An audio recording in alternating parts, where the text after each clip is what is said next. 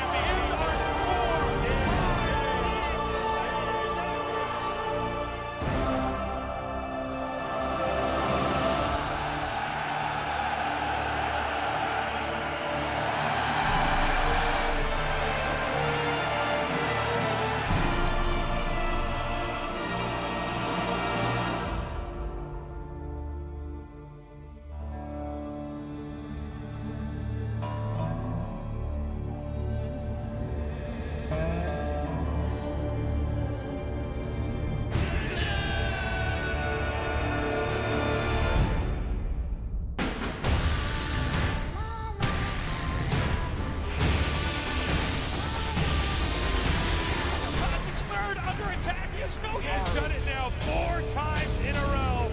He is your GSL Codas champion. He has done it!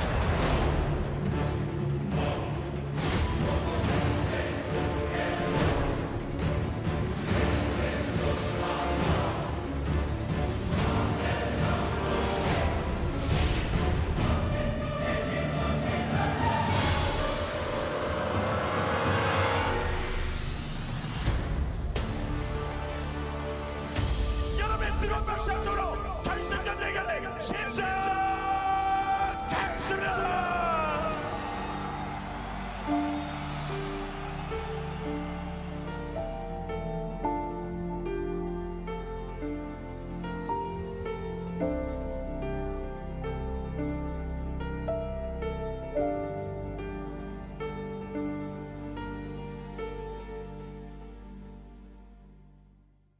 라운드 오브 24 TY 전태양 바머 최지성 아르마니 박진현 디아 백동준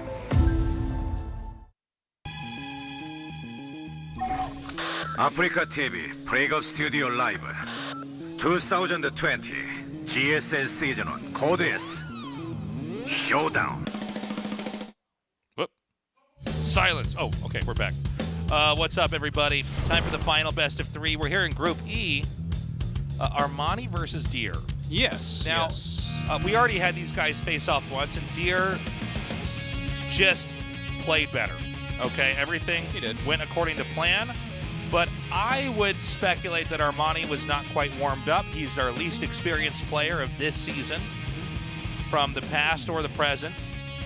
And maybe we're going to see a better game out of him this time around. Now, Deer is just a very strong Protoss player. He's one of the players, if you watch GSL, you're very familiar with him. We know he has ups and downs. You know, sometimes he plays amazingly, and then other times a lackluster, but he's usually consistent for the day. He doesn't just play amazingly in one part of the group and then lose in the others. It seems to be day by day with him. So maybe Armani's warmed up, he can take him on, but right now we know he's going up against a very robust, very strong Deer. Yeah, Deer is looking good, but You know, if Armani fixes 1 or 2 small things, it can make all the difference in this match. Let's see what happens. Game 1 is ready. Let's go. Right now. 전투 준비 완료.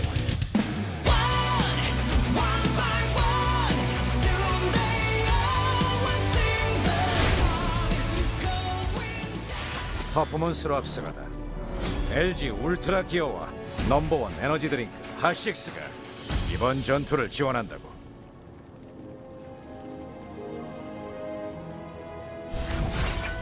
아프리카 프레이스 아르마니 박진혁.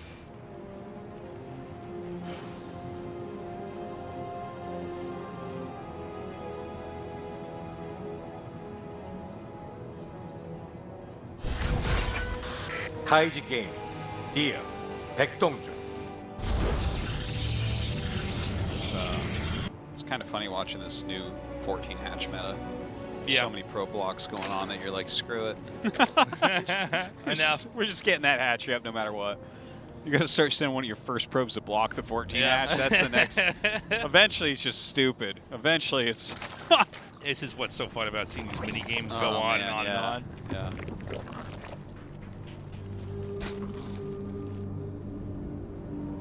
There has to be some point at which this madness can stop, right? Like eventually you have to go 12 hatch. Like, is that gonna? I don't know. Is that going to occur? It's weird though when the game gets that. Eventually, there's hatch and main is like what you just automatically do because you know there's like 2 probes. And you sent know out he's at the going to lose that beginning. money to send the probes out. Yeah. Oh god, I love watching weird evolutions of the metagame like that. It's so funny. So, as we've talked about before, it does appear, at least as where we are right now in our understanding of PvZ, the Protoss is usually required to come in at a point in time and either kill or at the very minimum cripple the Zerg. Yeah. If a Zerg is left untampered with... To his own devices. To his own devices, thank you. He will grow into an out-of-control mess that the Protoss cannot control, the Protoss struggles to take down. It does appear to be a feature of the matchup, and one that Protosses certainly have to grapple with if they're going to come out with a win. Now, the problem that Protosses face in this situation, and there's a lot of different reasons why it ends up like this. I think some of this is the fact that StarCraft 2 is the fastest game as far as RTS goes. It is faster than all other RTSs. And the way that units can be controlled, that, you know, if the Zerg identifies the timing attack, they generally can figure it out. There's not a lot of timing attacks that you can know it's coming and still lose to it. And so the Protoss is in this situation where they have to manipulate information so masterfully and disguise and mask and everything else that the Zerg is caught off guard. Yeah. And we've seen I mean, we just saw this with Zest at IEM, you know, continuously doing different types of timings. But if the Zerg eventually figures it out, they can stop it. You know, I wonder. Yeah, please go ahead. Because I mean, I think you summed that up pretty well. I wonder if that's part of the reason why Dark is so good right now, is because he's just comfortable playing with less drones than basically every Zerg in a macro game. That's someone a good like point. Someone like a very aggressive Zerg like Impact, yeah, he'll play with like very few drones, but it's because he's attacking. Whereas Dark, like, even if he doesn't have a lot of drones, can play the macro game very well. Okay. Which means that he can just have like a bit more units or like be a bit safer in certain situations as well. I have to go back and really remember his games to see if that's what's going on, but just kind of what you said made me think of that. I think it's a really smart point what you just said. Oh my God! This happened twice. This happened again. Well, you know, this is one of the things that the Zergs dream to have happen, because you get in there and see what buildings they have, which is usually all the information you need to be able to tech correctly in response. Now, it's one of the reasons why, you know, there's been debate about how are Zerg too strong. I actually think part of it is just the way they operate and the place we're at in the game. I think creep and overlords and vision and the benefits of the creep in a game that's become this mapped out is just hard to deal with. Yeah. You know? People get very, very good at defense the longer an RTS is out. That is so I mean, true. in every... It is silly Brood what you Wars, can do StarCraft 2, defense-wise. Warcraft 3, I mean, people are crazy now with what they can defend, and that's always the opposite of where the game is right when it comes out, where everybody's doing different rushes and everybody's bitching and moaning that they know how the game works, and it's like a month and a half in, and you're like, okay, literally nobody knows how the game works. This is imbalanced. That's imbalanced. This imbalance. Blizzard, are you even paying You'll never be attention? able to stop this. Yeah. It's like you stop with one Marine later on. Yeah. But now we are at a point where it does seem like, I mean, it's if you see what's coming, it's one of the reasons why map hacks were the first hacks ever in RTS. Was that if you just saw what they were doing, then you could try to, then you would, if you knew how the game operated at a high level, you could stop it. Sure. And so we see this was a modest pressure build. Again, Yeah, kind of an interesting one, actually. Yeah. He went like quick glaives and didn't really get anything done, but then has a Prism with 4 Stalkers, which is like a meta. It was something Stats was doing at Katowice last year. Yeah, and he was so doing was this kind of interesting. He was doing this as a control mechanism, not as really trying to rush and do damage. But although the Protoss basically feigned doing a lot of pressure to get a third base to probably set up for a later attack. However, it almost appears as though the Zerg may have enough to just whip across the map, and he does. He just denies the third. I don't think he's going to kill him. Yeah, but I mean, he's going to do a lot of damage here. Yeah, he cancels third. That's pretty big. But the Adepts, I mean, shading in right now, there's like no units at home for Zerg. Well, he's taking out the Cybernetics core, so there's a lot of tech that's not going to come in. You are absolutely right. The Adepts are going to come through and do a lot of damage. I'm actually surprised he didn't go for the pylon there, but he takes out the gateway. That's actually probably a better move now that I look at it.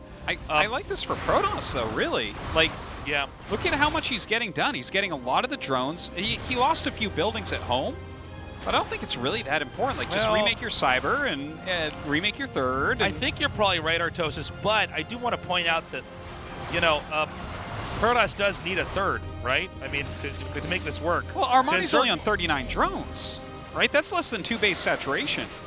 Yeah, actually, I think you might be totally right. Maybe I'm wrong. Can he not recover from this? Well, I think he can. The game is not over, but I think overall, what we just saw occur, I kind of liked it for Deer a little bit more than Armani. Like, I don't think that Armani's attack did enough for what he sacrificed. Well, also, it does appear that Deer has a better setup here with his Immortals coming out. And the 2 Immortals in the War Prism. Now you can start really poking the eye of the Zerg here with these Immortals. This is really annoying and hard to deal with, and it requires a lot of attention for the Zerg to stay back and defend against this. And maybe, unless there's a very small, sneaky Ling counterattack, the third should get up. But there's also a push coming behind this as well, although I don't know if he's going to commit to it. He may just be trying to push forward and then back up. Yeah, I think he's trying to see how many units actually come in, because the Prism's up here. It's not with his main army, so you wouldn't want to do like a full dedicated attack and this harassment at the same time. He's trying to figure out where the units are during this. So he picked off 4 roaches back there. Really nicely done. And he's actually going to come in here and stop the Ling counterattack. And Deer, he's really good at the judo of PvZ, of coming in there and hitting the Zerg where it counts while basically stopping what's coming. And I think this is pretty good handling considering how obtuse the start of this game was, where he basically did a depth pressure into 4 Stalkers and a Warp Prism. And Zerg immediately saw the weakness, sniffed it out, and came in there and took out the Nexus. Yeah. Well, with the Colossus tech on the way, we can see that there's definitely a timing attack that's going to be coming out from Deer. He did make a single Disruptor, which I find really interesting. I think that can be good against a good amount of Ravagers, for sure. So, yeah, this is kind of a cool way. I really like how Deer's playing this game. I really do. It's very fresh, and it feels very smart. He really seems to be on top of his game today. And this is what you need to be doing if you're going to be a Protoss that's going to take out Zergs. He's actually hitting the hatchery here. Oh, no. That doesn't always happen. Well, but when it happens in a televised match, it hurts. Well, the thing is, they almost never hit in these situations anyways, so it's like even throwing them down is It like, looks well, like- it doesn't really take much APM to It throw looks like the down. Disruptor is trapped in between the Colossus's legs. We saw him moving around there. Oh my gosh. Yeah. It's like my dog when I'm in the kitchen. He's just trying to run around underneath you. There he is. Oh, he's Why coming are by. you always underfoot? Now, the Immortals will pull this back into a position where I think he can then meet up with the rest of the army. Is he going to go through the top? I thought he might go through the bottom, but... Look at this. He's got stuff everywhere. He's got his Prism still doing work. Zealot's running around, and then his main army is like bait. He's like, hey, you better be afraid of this. But really, it's these little side harassments that are doing the work. Okay, here comes the real push now. Now, he did not target that Warp Prism. A blink forward here. He's going to run just out of the way of that attack over there with the Corrosive Vials. Okay, he's definitely going to get this base. Again, Deer is just on another level Dude, at he's these looking, mind games. He's looking real good. Yeah. I love the disruptors in there too. It's very weird seeing one Colossus 2 disruptor, especially with it having thermal lance. But it's working. Another disruption ball should be shot out here momentarily. Oh my god, I love these Banes from behind. I think the Warp Prism on the high ground can see into the fog or whatever you want to call it. But with this, hold on. Oh, those that force I think fields. actually should be it. I mean, everything about this attack was executed brilliantly here by Deer. And Deer is showing even against a warmed up Armani, it is no problem at all. And he should be taking this game. Well, he just threw a bucket of ice water on him right there. That was beautifully done by Deer. Some great play. Great push there by Deer. You know, if you're going to be good at PvZ in a tournament, you better have like 15 different builds coming out that are all confusing and convoluted as far as Zerg is concerned. That was a weird one, man. With it, like when you see the glaives, you're thinking, okay, is it like a Mortal Sentry coming behind this? Is it DT? Follow up, like what are we doing? And then it was like 4 Stalkers doing light harassment with the Prism into, like he held a push and did good counter harassment into Colossus Disruptor. And I actually misread it back there. I thought that Deer was going to be in a worse condition because he lost his third, but you were right. I mean, he just had the right tools still at his disposal to push back across. If his Adepts had come home, I think Armani would have been in a good spot, but the Adept counter harassment did a very nice job. Yeah, you can lose the Nexus, but losing the workers in an important moment like that, that's too much damage. Game 2 is on Everdream. Our final best of 3, Armani versus Deer. 전투 준비 완료.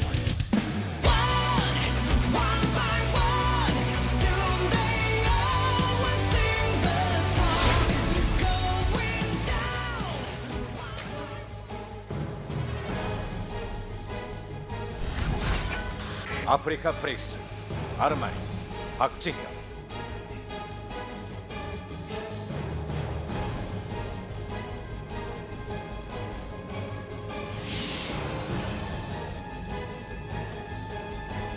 So funny, the 14 hatch.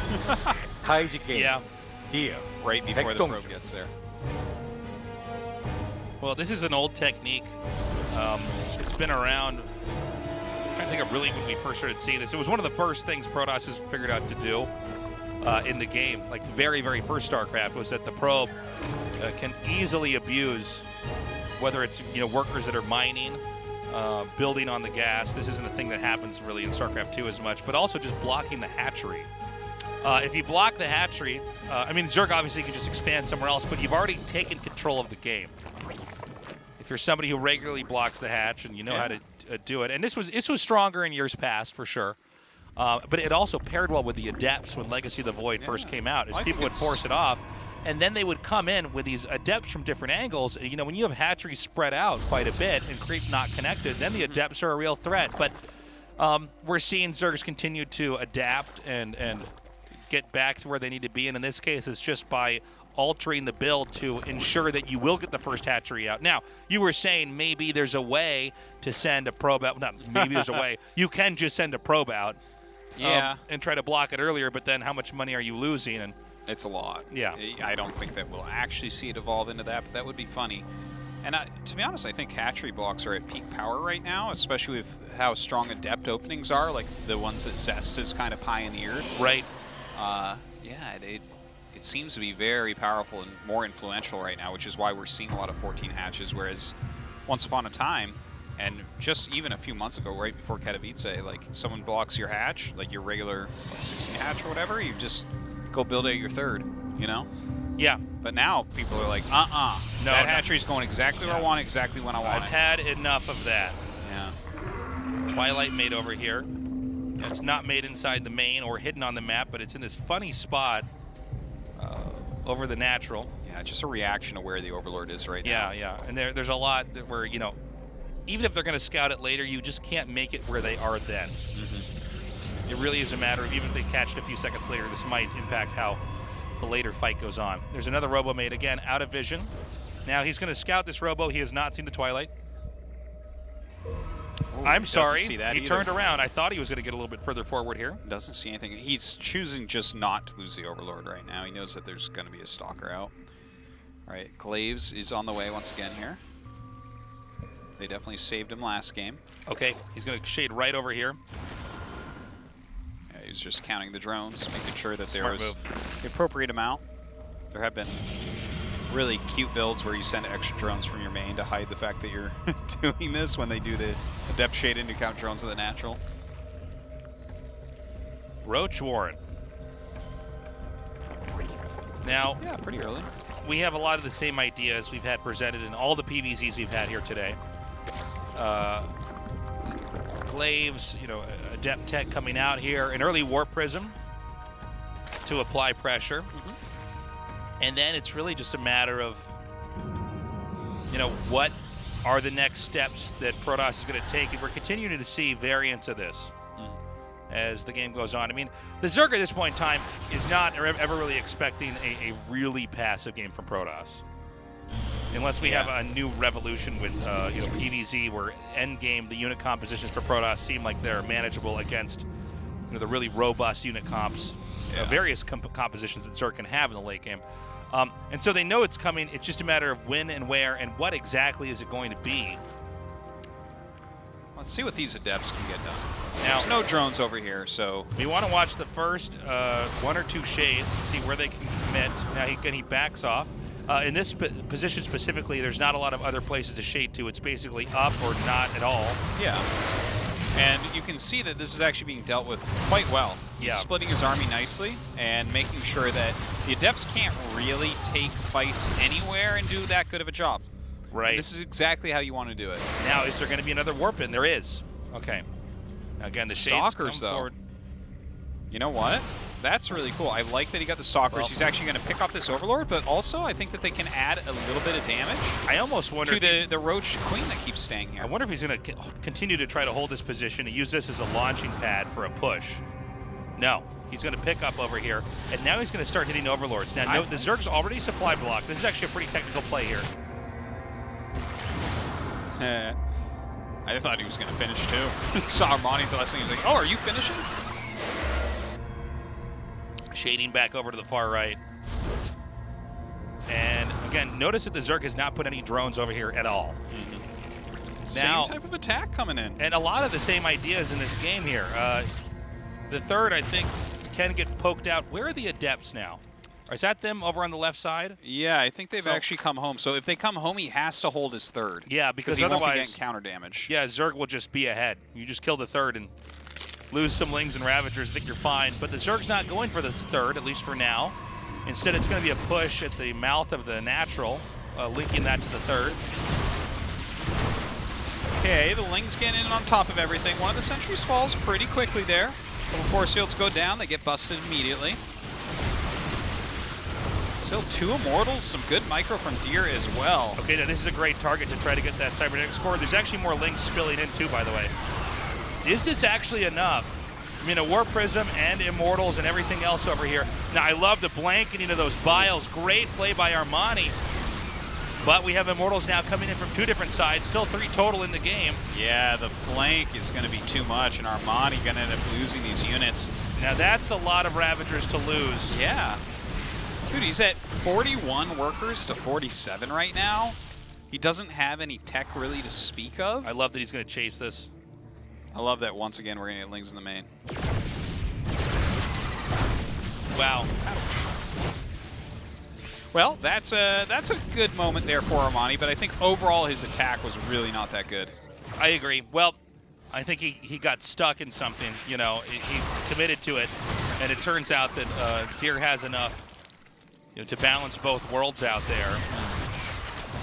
Because I actually thought I was going to do more damage from Armani. I thought, okay, he's got his number. But he also didn't even attack into the third, really. It was kind of weird. He attacked. I think he wanted to catch him behind the gates. If like, Protoss is defensively behind their wall, an attack like that does so much. Okay. because they can't really come out against it. Then it's like, well, do I kill the third? Do I kill the wall? Do I just rain biles down behind the wall? I think you have a lot of options at that point. But right now, I am definitely not liking where Armani's at. Another attack comes in here. Now, this is actually almost more important than the push in some ways, in that you can just kill off workers. And plays like this sometimes lead to more wins than even that, like a push we saw from before. But the problem is now Deer has gotten ahead, right?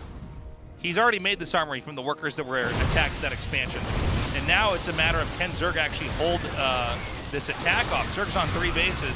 Oh, one Immortal goes down. The War Prism backed up a little bit too far. You know, Deer specifically in previous GSLs was knocked out because he lost his Warp Prism in PvZs to Ravager Biles. So I think some of this is him hyper-adjusting to just ensure he will never lose the same way.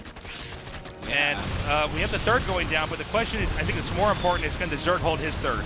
Yeah, this is the important part of the game right here, right now. Okay. These Immortals dealing so much damage to this Roach-based army. Only a couple of Ravagers left over. No way to pick off the Prism, realistically. Okay, only one more Immortal here. The Immortal really, oh, sorry, I'm sorry, 2 more Immortals. There's another new one over here, and actually a third one coming up here. I'm way off. But this might be enough. I mean, just with the Roaches alone, the only thing really that's going for the Zerg in this fight is that it's a bigger bottleneck that he can kind of use Biles to slow this down, and these link counterattacks that are doing such an insane amount of damage. Both these guys, it's becoming a very scrappy game. Yeah, Deer's actually taking way more damage from this than I thought he would end up taking. He's lost the third base. He's losing a ton of probes as well. He's down to 36 workers. That's not so good. And look at this. He's actually, like, I guess he has to start this over now. Is that going to give Armani enough time to get everything together he needs? I'm not sure. This is a hard game to measure, really. Yeah, it's Like, a lot of damage has been done on both sides. The thing is, Zerg is kind of stuck with his tech. Yeah. You know, Protoss is actually got, I think, basically a little bit better tech, but also the room to continue to tech out, and that's why we see a Baneling's Nest coming down here now. You know, in these fights, the Ravagers keep getting lower, the count does. And the Ravager is basically the only technical unit that the Zerg has right now that, like, allows you to That's the through powerful micro unit and here. control. And frankly, the Corrosive Bile is among the most limited abilities. Even though it's very good because it can allow you to use spacing, it's not like a force field. Yeah. You know, even though it can break force fields, the force field goes down first, and then you have to fix that later. So the Baneling's Nest is going to be pretty important, but He's hit well before then. yeah, this He's is got going to blank. see.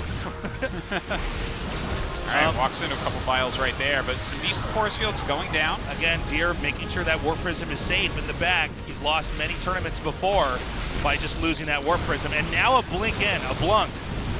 Oh God, I think he's got enough here. Yeah, Those 5 Immortals, there's no way that they're going to be falling. Yeah, we're beginning to see, and look at this, it's timed out just before a Baneling's Nest can be utilized. And now, again, another diving blink. And All he is the Immortals just, in the back. Yeah, he is just smashed on up. top of everything. This Deer goes- with just some amazing PvZs You know, tonight. GG. It goes to show you the difference in the top 24 players in the world still. You know? The guy who's maybe 15 or something is able to beat the guy who's 24 so handily. And maybe Deer's much higher than 15. Maybe he'll do very well this season. Yeah, He's yeah. actually playing much better than he has in the past. Yeah, I like his play today, really I do. Against the mech, we can't really judge that too well. You can see Armani eating up a bit. Well- but truthfully, Deer way outplayed him.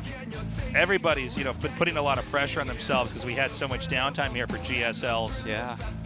We're Armani back. on the new team, sponsored by Afrika too. A lot of pressure for sure. You know, the some people who own that team watch today. This is Right, Afrika. it's true. We're going to have an interview now with Deer. Andy, go ahead. All right, we're going to have an interview with the second winner of Group E. He is Deer. Congratulations. Thank you. So how does it feel to go into the round of 16? Well, first of all, in the winners bracket, I thought I would actually advance. So I actually prepared against Tataran more, but then I lost to the mech army, and then I was kind of sad after. So you talked to us about the mechanic. So you're really frustrated after the match. So what was really hard going up against TY's Banshee mechanic? 또 멀티를 잘 먹더라고요. Well, he was really good 그리고 at expanding, 약간 first of all. 태양이가 확실히 그 견제 스타일이다 보니까 그런 거를 막기가 좀 까다로웠고. And you know, it was just really hard to go 막세 up against him. 우주관만 하나에서 그 캐리어를 뽑으면서 좀. And in the late game, I did use a little bit of fake by going carriers after gateway, but it didn't work. 전에서의 메카닉이 자주 보는 양상은 아니거든요. And mech in the TVT is not something you see often, but do you see mech in your rank match? 후안 선수만 아는데. I feel like mech is only used by special or TY, but I'm really sad that I couldn't cope with it.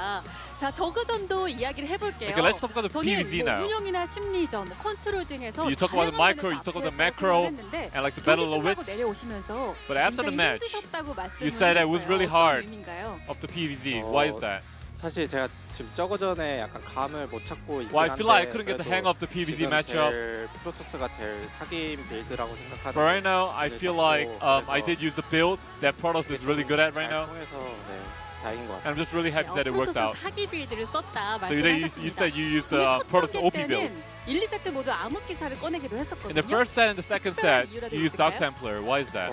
일단 암흑기사를 좀 배제하는 저그들도 많고. Well, there are a lot of Zergs who don't pay attention to DTs. 약간 그 노레어 바퀴링 찌르기 그거를 약간 맞춤식으로 준비했는데. And it feels like DT is really good at no layer roach build. 많이 긴장한 탓인지 다크를 못 봐가지고. And I felt like Armani was a little bit nervous when he went up against me. 자, 오늘 이렇게 2위 진출로 2020 And now you secured a round of 16 spot as the second winner of Group E. 2019년 GSL에서도 꾸준히 16강을 In 2019 GSL, you always went to the round of 16. 크실 것 같습니다. 올해 계획은 어떻게 되세요? So what are your objectives for this year? 일단은 눈앞에 있는 경기를 Well, first of all, I'm going to try to win all the matches that are in my way. And I just hope I don't meet Zest in my group. 그 자체로 이야기하기 어려운 게 항상 주성 선수가 있었거든요. Yes, you always get bogged down by Zest. 요즘도 어떠신가요? 좀 So 힘드신가요? how's Zest these days? How's going up against him? 약간 포기했어요. 만나면 Well, I've pretty much given up now. 질 것 같아요. I think if I do meet him, 인간 I think I'm going to lose. 벽은 참 높은 것 같습니다. 자, 그래도 백동 선수 끝까지 저희가 응원을 하겠습니다. But dear, we will 마지막으로 root you 한마디 들어볼게요. in your future endeavors. 오늘 So anything you want to say before you go? 경기력이 좋지는 않았는데. Well, you know, I've got to say my performance wasn't all that good today. 많은 시간이 있으니까. But I do have plenty of time until the round of 16, so I'm gonna try to step up my performance and get ready. 다시 한번 16강 진출 Once again, 축하드립니다. congratulations on the win. Thank you. 네, 이렇게 2위 Thanks, 진출자 Andy. Excellent 백동준 work. 선수 만나봤는데요. And congratulations, 이조 경기 dear. 최종 정리 확인해 보시죠. He moves on. These are the results, I think. I mean, if you had to guess, not guess, actually, if you had to bet on somebody, these are the people you pick. This would basically be exactly how I would think it would go, too, to be honest. Yeah. Cool to see T.Y. Macking, by the way. Yeah, that was some neat stuff, and I'm very excited to see if he does it again. But it's going to be a little bit, right? We have one more group, and then the round of 16 group selection. So the earliest we could see him play again, actually, I guess it's quicker than I thought. It would be like a week and a half or so. Can I just say this is the greatest picture of Special It is an amazing I have ever seen. Yeah. I feel like he's going to need, in this picture, I feel like Special, he needs to help us navigate the Nebuchadnezzar against the Sentinels. Okay, all these guys right now working on the Matrix spaceship. Yeah. And I only know that right now, Juanito is plugged in to the chair.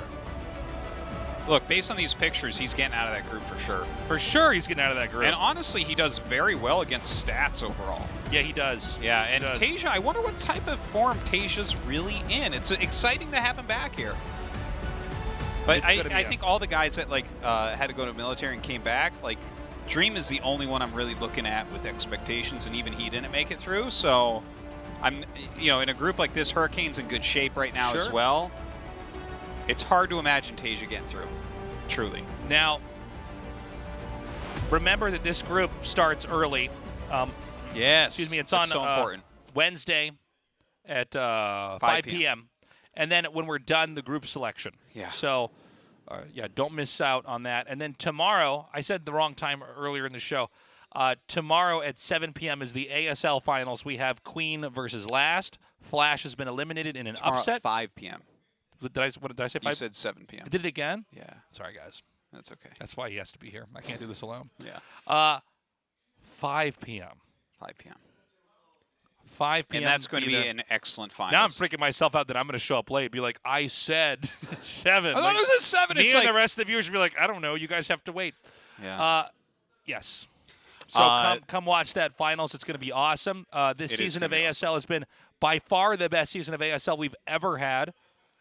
Yeah, it has And, been, actually. It has. Yeah.